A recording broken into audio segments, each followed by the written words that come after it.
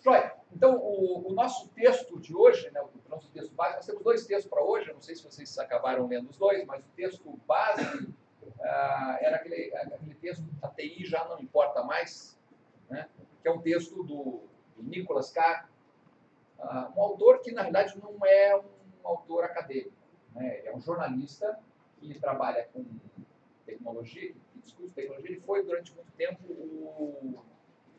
o editor da Harvard Business Review, que é uma revista de administração da Universidade de Harvard, mas que publica muitos trabalhos sobre sistemas de informação, porque sistemas de informação, nos últimos 30 anos, tem sido um tema recorrente, um tema de preocupação muito grande para as pessoas que tomam decisões dentro das empresas, né? Aliás, gasta-se tanto em tecnologia de informação que começou-se a discutir ao longo das décadas de 80 e 90 se não havia algum, que eles chamavam de paradoxo da produtividade, né? Que era justamente uma situação em que as empresas gastavam dinheiro, e obviamente se elas estavam gastando dinheiro, por algum motivo elas acreditavam que era importante gastar dinheiro com tecnologia de informação, mas ao fazer isso, né, não geravam um melhor desempenho do negócio, não faziam com que a empresa se tornasse uma empresa mais lucrativa do que antes. Então, houve inclusive um prêmio Nobel da Paz que chegou, o prêmio Nobel da Paz não seria tão relevante, mas o prêmio Nobel da Economia, né, que chegou a dizer que os computadores estavam em toda parte, menos nas estatísticas de produtividade. Quando um prêmio Nobel de Economia, né, faz uma análise da economia mundial, ou da economia das empresas, e percebe que as empresas estão gastando dinheiro com tecnologia e aquele dinheiro não retorna, isso gera uma grande preocupação para esses decisores empresariais, para as pessoas que estão no alto escalão das empresas tomando decisões, porque eles não querem, obviamente, eles não querem perder dinheiro, né? Empresas estão lá para ganhar dinheiro, não para queimar dinheiro, né? E aí a gente começou a ter um debate intenso na academia e nas empresas também sobre se, de fato, estava valendo a pena investir em tecnologia de informação. Bom, e esse autor, então, o Nicholas Carr, que, de novo, não é um acadêmico, é um jornalista, e como bom jornalista consegue criar boas manchetes, né, ele cria uma manchete, quer dizer, um título para o trabalho que chamou a atenção de todo o mundo, não só empresarial, mas também acadêmico. A TI não importa mais, ou no texto original dele, IT doesn't matter, né? Não sei o que vocês acham depois de terem lido o texto, tá? Para mim, me parece muito que isso aí é uma manchete daquelas parecidas com as nossas manchetes aqui da tribuna, né? Você tem que vender jornal, né? Então você cria uma manchete que vai chamar a atenção e depois que as pessoas leem, né? Não sei se qual foi a sensação que vocês tiveram depois que vocês leram, mas depois que as pessoas leem, a gente diz assim, bom, não é que ele não esteja com a razão, ele está com a razão, mas o que ele disse no texto não condiz necessariamente, né, com esse título. Esse título está vendendo, vende jornal, né, mas não representa exatamente o que está acontecendo lá dentro. Tá? Ou pelo menos, eu acho que o que acontece com esse texto ele procura separar classificar a TI e distinguir dois tipos de TI. Né? Uma TI que ele chama de TI proprietária e uma outra que ele chama de TI de infraestrutura. Tá? A TI de infraestrutura, uma tecnologia que ele chama de infraestrutura justamente porque ele diz que vale a pena utilizar de uma forma compartilhada com o resto do mundo. Né? Não faz mais sentido hoje, por exemplo, a gente construir estradas de ferro para serem usadas por um monte de empresa. A estrada de ferro é tipicamente uma tecnologia de infraestrutura. Tá? Vale mais a pena você compartilhar essa infraestrutura com outros usuários, porque você não vai ter um uso tão intensivo daquela tecnologia que justifique você fazer o investimento sozinho. Tá? Da mesma forma, a eletricidade também é uma outra tecnologia que no passado foi desenvolvida, talvez em alguns casos, até por empresas que precisavam da tecnologia, como não tinham ainda provedores dessa tecnologia, então houve empresas que desenvolveram essa tecnologia por conta própria, na intenção de utilizá-la de uma forma proprietária, né? Procurando obter uma vantagem competitiva, né, do uso dessa tecnologia sobre os demais concorrentes do mercado, e uma vantagem competitiva que resultaria, basicamente, de aquela empresa ser a única que detinha aquela tecnologia. Mas é claro que depois que esse tipo de tecnologia, como a ferrovia, como a eletricidade, passa a estar disponível para outras empresas, né, e outras empresas utilizam essas tecnologias de uma forma compartilhada, quem faz o uso da tecnologia de forma proprietária ou individual, sem compartilhar com os outros, acaba tendo custos mais elevados e não necessariamente resultados melhores. Então, quando ele separa a tecnologia nesses dois grupos de tecnologias de infraestrutura e tecnologias proprietárias, de certa forma ele está dizendo para a gente o seguinte: olha, as tecnologias de infraestrutura são tecnologias que devem ser compartilhadas com outras empresas e, portanto, talvez devam ser desenvolvidas por empresas que se dediquem a desenvolver tecnologia e não por empresas que são usuárias de tecnologia. Tá? E, ao mesmo tempo, espera-se que essas tecnologias sejam desenvolvidas seguindo-se determinados padrões, de modo que você não fique preso ou a um único fornecedor, ou que você não fique preso a uma tecnologia que, considerando que uma parte do mercado está presa numa outra tecnologia. Toda vez que a gente tem tecnologias que são de infraestrutura, mas elas não se baseiam em padrões, a gente começa a ter problemas, né? Pensei, por exemplo, em toda a dificuldade que a gente tem quando sai com equipamento, né, que foi, enfim, produzido para funcionar em 110 volts e a gente vai ali para Santa Catarina no dia 220. Já gera um problema. Né? Então, nós gostaríamos que a tecnologia de infraestrutura fosse toda ela o mais padronizada possível, porque essa padronização garantiria ainda mais, ou reduziria ainda mais os custos de utilização dessa tecnologia. Né? Uma dificuldade que nós todos brasileiros temos enfrentado nos últimos anos se refere a essa mudança de padrão de conectores elétricos, de tomadas e plugs elétricos. Né? Eu não sei o quanto vocês se irritam com isso, mas eu volta e meia estou naquela situação de que eu estou ou com a tomada da parede de um jeito e o conector de outro, principalmente quando ainda tem aqueles aparelhos que são pino chato, padrão americano, né? Você fica lá e às vezes por faltar um conectorzinho que permita isso, você não consegue usar o equipamento do jeito que você queria. Então, o mundo quer padrões para tecnologias de infraestrutura, porque esses padrões permitem que a gente consiga compartilhar melhor dos benefícios e também dos custos de uma tecnologia. Por outro lado, existem situações em que a tecnologia ainda pode conferir a quem a desenvolve aquelas vantagens do proprietário, vantagens do desenvolvedor. Só ele tem aquela tecnologia. Né? Aliás, foi inclusive isso que muitos tentaram conseguir com a própria, ao tentar desenvolver a própria eletricidade, eram os potenciais usuários querendo desenvolver eletricidade ou desenvolver ou criar os seus próprios ramais de ferrovia e assim por diante. Tá?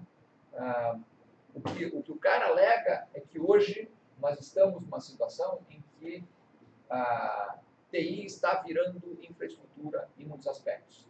Tá? Não vale mais a pena você querer desenvolver internamente, o melhor é você usar uma tecnologia mais próxima daquilo que o restante do mundo está usando, tendo as vantagens da escala, quer dizer, dos baixos custos e da padronização que os grandes volumes oferecem, apesar disso significar, talvez, em alguns momentos, você não poder usufruir do benefício de uma customização, uma personalização, que geraria um custo adicional. Né?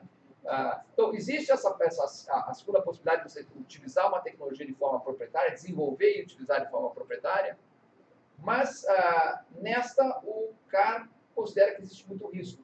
Para ele, e de novo, aí ele é um jornalista, né? Não é nem um especialista de tecnologia, nem um especialista de negócios, mas é alguém que, enfim, fez a lição de casa, foi lá, pesquisou o que tinha sido estudado ao longo de toda a década de 90, antes de escrever esse artigo dele em 2003, e aí ele diz, olha, em geral, não vale a pena você ser um desenvolvedor de novas tecnologias, porque existem muitos riscos associados a esse pioneirismo, né?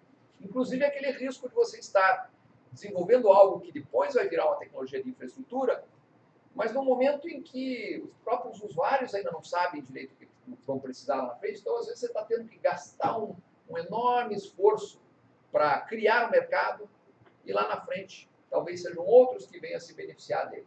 Tá?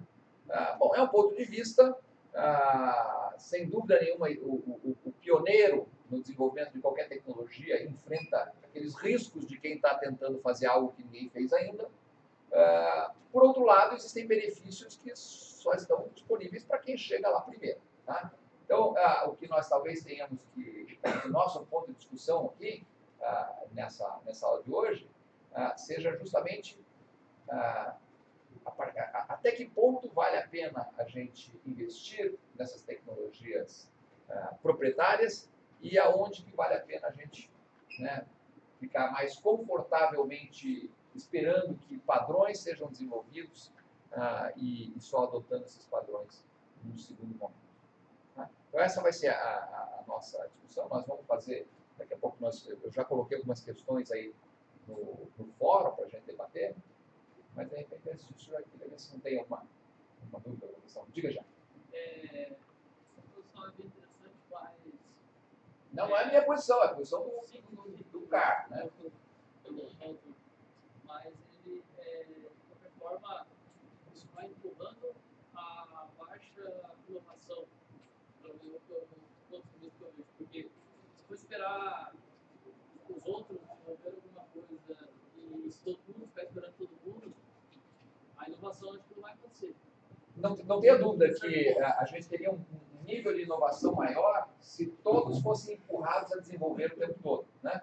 Ou poderia ter, pelo menos no primeiro momento, uma inovação maior, mas a questão também é a seguinte, em muitos casos você precisa de tempo para consolidar essas inovações e transformar essas inovações em algo que faça a diferença realmente para todo mundo. Então nós vamos ter aqueles momentos de inovação e os momentos de tentar estabilizar as coisas, né? Eu acho que uma coisa que ele não discute tanto, e talvez, de novo, o artigo dele se propõe a ser polêmico, porque ele, como um bom jornalista, né, sabe que é da polêmica é a polêmica que vai fazer com que o artigo dele seja discutido. Por que nós estamos falando desse artigo quase, seguramente mais de 10, 12 anos depois, né? Porque ele ainda nos incomoda. Quer dizer, e o que nos incomoda mais é o título. Tá? Talvez o que, para aqueles que já leram um artigo com calma, mas vão notar que o ponto de vista dele é sensato. Ele não tem. É claro, nós podemos ser mais agressivos e dizer assim, não, eu gosto de arriscar mais, ou mais conservadores. Sem dúvida nenhuma, a perspectiva dele é uma perspectiva conservadora, então aqueles de vocês que forem mais conservadores vão dizer, eu fecho com ele, né? E aqueles que forem mais agressivos podem dizer assim, bom, de fato, se todo mundo fizesse o que ele sugere, né, não haveria espaço para que surgissem novos produtos, como todos esses produtos que deslumbram a humanidade aí da Apple, de tantas outras empresas que surgem com novidades, que você diz, aquilo ali não era padrão. Então, se a gente fosse querer ficar com o padrão de sempre, o novo não ia acontecer. Tá? Na verdade, eu acho que a gente pode pensar o seguinte, se vocês forem trabalhar, aqueles que vocês forem trabalhar em empresas que são usuárias de tecnologia, eu diria, fiquem com uma perspectiva do cara. Tá? Se vocês forem trabalhar em empresas que são desenvolvedoras de tecnologia, bom, se você é desenvolvedor de tecnologia, não adianta você ficar parado esperando o mundo definir os novos padrões. Você vai ter que ser quem vai criar esses novos padrões. Né? A tua ideia é justamente criar algo que venha a ser o padrão no futuro. Tá? Então, tudo depende da perspectiva de onde é que está o nosso negócio, qual é o nosso negócio. Tá? Eu imagino que, numa turma como essa aqui, provavelmente metade de vocês vai trabalhar em empresas geradoras de tecnologia e outra metade em empresas de usuários de tecnologia. Até era de eu imaginar que estudantes de sistemas de informação fossem, eventualmente, mais para o lado até de usuários de tecnologia. vocês vão ser quem vai ter que conseguir colocar as tecnologias que estão aparecendo por aí, que são arriscadas, mas que eventualmente podem proporcionar uma vantagem competitiva para uma empresa. Vocês vão ser aqueles que vão conseguir colocar isso aí para funcionar dentro de uma lógica de negócio. Tá? Então, até imagino, eu acho que faria mais sentido que vocês não fossem necessariamente aqueles profissionais que vão para empresas de desenvolvimento de tecnologia. Tá? É mais provável, assim, pelo menos eu imagino, em função da formação de vocês, que vocês vão trabalhar para bancos, consultorias ou empresas dos mais diversos ramos, do que, eventualmente, para o Google, para a Microsoft ou para quem mais que está aí, para quem está desenvolvendo uma tecnologia que se pretende apresentar como a próxima tecnologia da Isso, o ponto que o Jean tocou é importante, mas isso a gente vê acontecer ainda hoje. Mesmo os grandes, eles não, por exemplo, Google, ele desenvolve tecnologia sim, mas muita tecnologia ele compra. Não, e também tem outra coisa, o Google já foi, notem, aí tem uma outra questão também de tamanho. Se for pensar, o Google quando era pequenininho, era extremamente inovador. O Google, agora com a grande corporação, ele fica mais lento. Por quê? Porque ele já tem muito, eu sempre digo assim, já tem muito a perder. Né? Então não faz sentido ele ficar tentando mudar o que ele faz o tempo todo. O Google está muito mais no momento de tentar consolidar aquilo que ele conseguiu definir como um padrão, até porque muitas vezes a gente fica pensando assim, o padrão daí é de todos, não, muitas vezes o padrão é um padrão que é ditado por uma empresa. Tá? Para o mercado é ótimo ter um padrão, não precisa ser necessariamente um padrão aberto, é só vocês verem o quanto a Microsoft se beneficiou de padrões que ela criou, que são padrões absolutamente fechados. Mesmo existindo opções abertas, essas opções nem sempre são exercidas porque nós ainda vemos que existe um custo de troca elevado, né, que torna aquela opção paga mais barata do que a opção gratuita, em muitos casos. Né? Mas ainda assim, a questão é polêmica e ele, de fato, é um autor que sabe encontrar temas polêmicos para discutir. Tem um outro texto dele, que é o texto já de 2007, 2008, né, que eu já comentei com vocês na aula anterior, Is Google Making Us Stupid? Né? O Google está nos transformando em idiotas, que, de novo, causou um monte de rebuliço, porque, obviamente, ninguém gosta de ser chamado de idiota, e nós todos estamos usando o Google, né? E, principalmente, nós, quando percebe do que ele está tratando quando ele fala do Google, a gente percebe que ele não está falando do Google em si, ele está falando da internet como um todo. Tá? O Google é simplesmente a empresa que ele usa como representante de tudo que a gente faz na internet. Né? E ele usa, quer dizer, ele de novo cria uma provocação. Quando você lê o texto dele, você vê que de fato tem muito motivo para a gente ficar preocupado, mas ao mesmo tempo o que ele está falando não é algo completamente oposto ao que a gente a princípio imaginava. Então, eu lendo um texto assim da gestão do TI ali, eu pude perceber assim, que ele aborda muito assim, a parte do hardware, desde da invenção dos transistores pelo engenheiro da Intel, e até hoje ele aborda muito isso sobre a defasagem do hardware. Né? É algo também que eu percebo muito assim na empresa que eu trabalho. Eles sempre fazem uma troca de computadores, mas os computadores que estão sendo desovados ainda está sendo útil. Tem lá computadores que estão lá para serem desovados, que é Dual Core, Pentium 4, que está em essa questão, se nós estamos falando quando nós estamos falando de tecnologia, nós estamos falando de hardware, de software, nós estamos falando de tudo. Tá?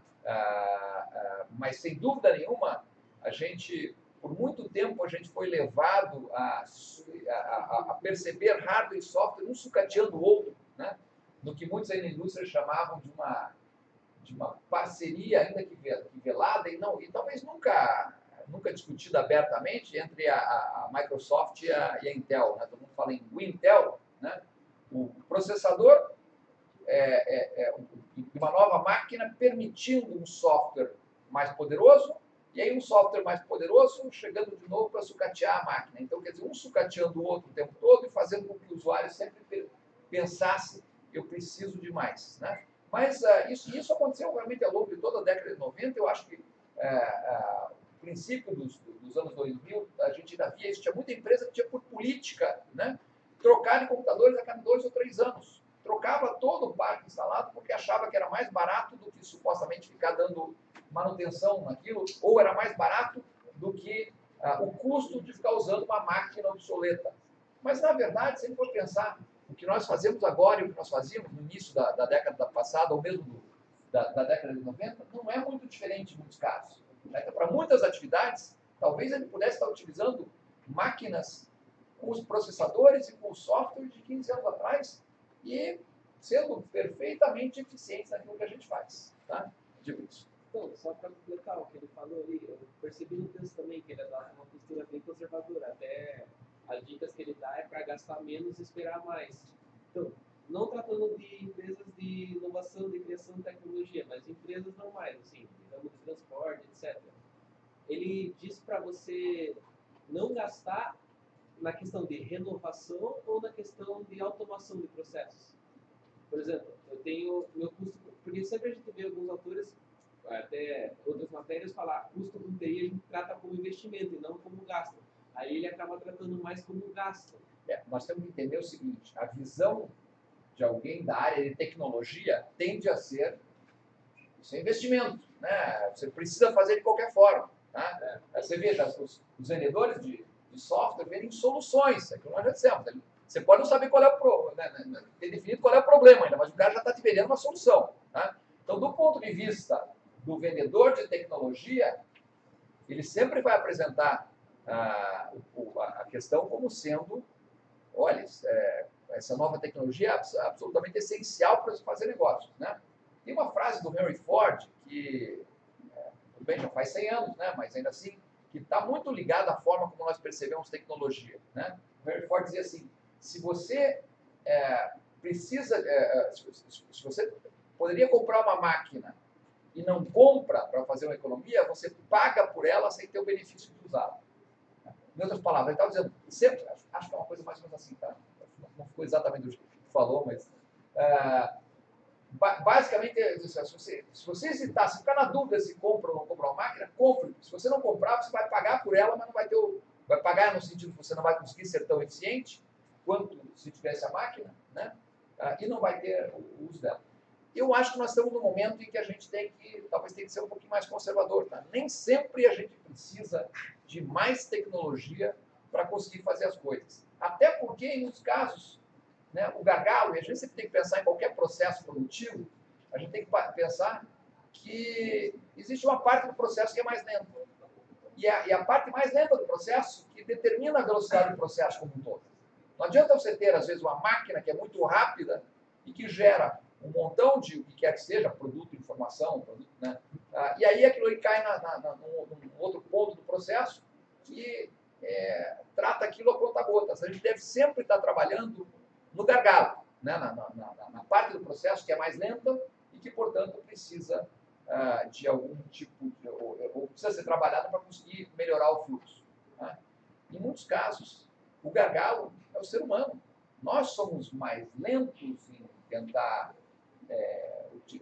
conseguir utilizar essa tecnologia do que e até nós somos lentos em assimilar a mudança e fazer com que essa mudança se transforme em produtividade. Tá?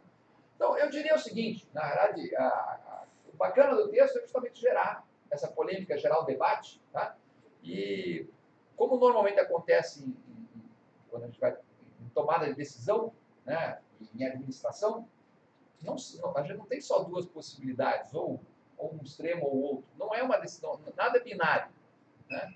E, portanto, a discussão em si dos pontos positivos, dos pontos negativos, das perspectivas, da perspectiva mais conservadora, das suas eventuais vantagens, de uma perspectiva mais arrojada e das suas eventuais vantagens e desvantagens, vai fazer com que vocês se tornem decisores melhores. É mais ou menos como você pegar um bombeiro, né? E treiná-lo para todos os tipos de fogo antes de ele ter que enfrentar o fogo. Então, ele vai lá e diz, puxa, determinado tipo de chama, eu tenho que atacar, jogar água na base. Um outro tipo de fogo, sei lá, principalmente equipamento elétrico, eu não vou jogar água de jeito nenhum. Mas especular com tudo isso, treinar, né, antes, permite que na hora que ele é exposto àquela situação, ele consiga tomar decisões mais rápidas e melhores. Né? Então, o que nós vamos fazer com esses argumentos a favor e contra, né, as diversas possibilidades que eventualmente vocês vão ter, é justamente exercitar um pouco com as vantagens e desvantagens de cada uma das abordagens. Não há dúvida que o Nicholas Carr adota uma abordagem conservadora, mas percebam que ele está falando isso a partir de uma perspectiva de empresas usuárias de tecnologia, para quem muitas vezes ser muito ousado na tecnologia que vai adotar pode significar simplesmente comprar a tecnologia da empresa errada, a tecnologia daquela empresa que 2 ou 3 anos depois vai sair do mercado porque o que se estabeleceu como padrão é algo diferente. Tá? Eu acho que uma questão interessante que ele trata no artigo, ainda que de uma forma assim meio nas entrelinhas, é que muitas vezes talvez faça mais sentido você usar uma tecnologia de infraestrutura, mas de uma forma que só você consiga utilizar. Tá? Tecnologias proprietárias, elas te dão aquela vantagem de que só você tem a tecnologia. Então, enquanto outros não desenvolverem uma tecnologia similar, você acaba usufruindo de uma vantagem no mercado. Né? A questão é que com a tecnologia proprietária, assim que você se deu bem com ela, os seus concorrentes estão todos procurando já uma forma de neutralizar essa tua vantagem. Aliás, talvez esse tenha sido um dos aspectos que levou ao tal paradoxo da produtividade.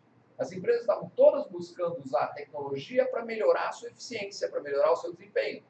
Mas quando uma delas conseguia, os concorrentes faziam a mesma coisa, e quando você usa uma tecnologia que está disponível para todo mundo, ela não é que ela não seja importante para você, mas ela simplesmente vai permitir que você continue no mercado. Tá? Então, essa é uma outra característica da tecnologia de infraestrutura. A princípio, ninguém consegue se destacar no mercado por usar a mesma tecnologia de infraestrutura que os outros. Tá? Nenhuma empresa vai ser mais bem-sucedida, depois que essa tecnologia se transforma numa tecnologia de infraestrutura, nenhuma empresa vai ser mais bem-sucedida que os seus concorrentes por usar a energia elétrica de uma forma diferente. Tá? Ela está disponível para todo mundo e o melhor que você tem a fazer é usar do mesmo jeito que todos. Tá? Mas o que pode acontecer, e isso eu acho que ele trata assim, de uma forma que talvez não fique muito perceptível, é você conseguir usar uma tecnologia que é de infraestrutura, está lá disponível para todo mundo, mas você conseguir usar de um jeito que os seus concorrentes não conseguem.